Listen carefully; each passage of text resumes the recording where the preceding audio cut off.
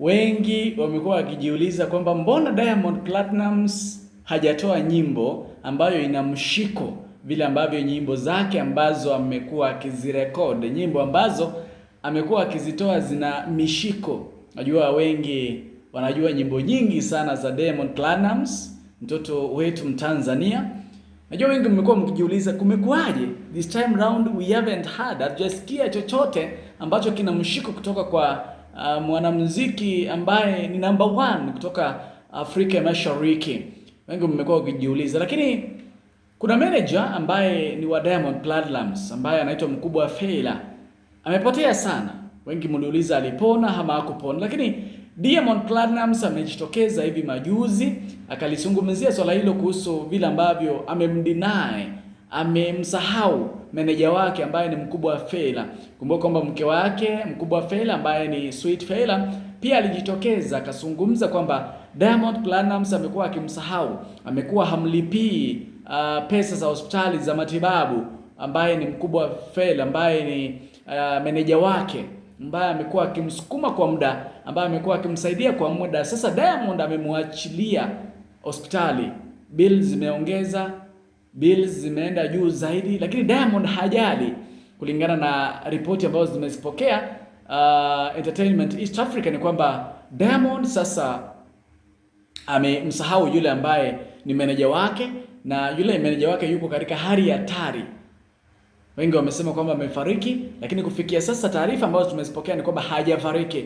Ni vile kwamba afya yake si nzuri, anahitaji dharura, anahitaji msaidizi, anahitaji mkombozi. Hivyo wale wote ambao ni wasanii ambayo Mkubwa Fela amekuwa manager wao, amekuwa akiwafanyia kazi, jamani, tunaomba kama Watanzania muje pamoja, msaidie, mshangie fedha ambazo zitamsaidia Mkubwa Fela ajikokote, arudie hali yake ya kawaida, ndiposa aendelee kuproduce muziki ambao ni wa kuteka Afrika ya Mashariki.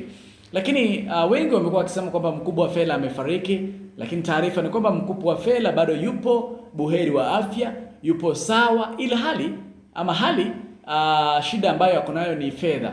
Watu wanafaa kumshangia, wamsaidie at least awe salama, kwa sababu yupo hospitali, hali yake si nzuri. Kumbuka kwamba Diamond alijitokeza akaelezea bayana sababu ambazo zilimfanya akaacha kumsupport akiwa hospitali, lakini mke wake pia alijitokeza akasema kwamba Diamond alikuwa amemwacha, alikuwa amemsahau yule ambaye ni mfadhili wake, yule ambaye ni meneja wake Diamond Platnumz ambaye ni Mkubwa Fela.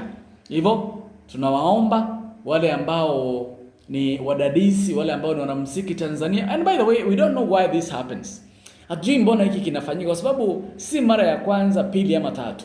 Napata mtu ambaye amekuwa akisimama na wanamuziki, mtu ambaye amekuwa akiwaproducia kwa muda, mtu ambaye amekuwa akisimama nanyi kwa muda, wakati mko chini, wakati mko juu, unamsahau wakati wa msiba. Hivyo jamani, Watanzania zote tuje pamoja, tumsaidie Mkubwa Fela apone, arudie hali yake ya kawaida, aendelee kuproduce muziki ambao ni wa kushika Afrika ya Mashariki. This is Entertainment East Africa. Jamani, naomba msubscribe ili tuzidi kujuzana na kufahamishana mengi zaidi yale ambayo yanaendelea kutoka maeneo ya East Africa.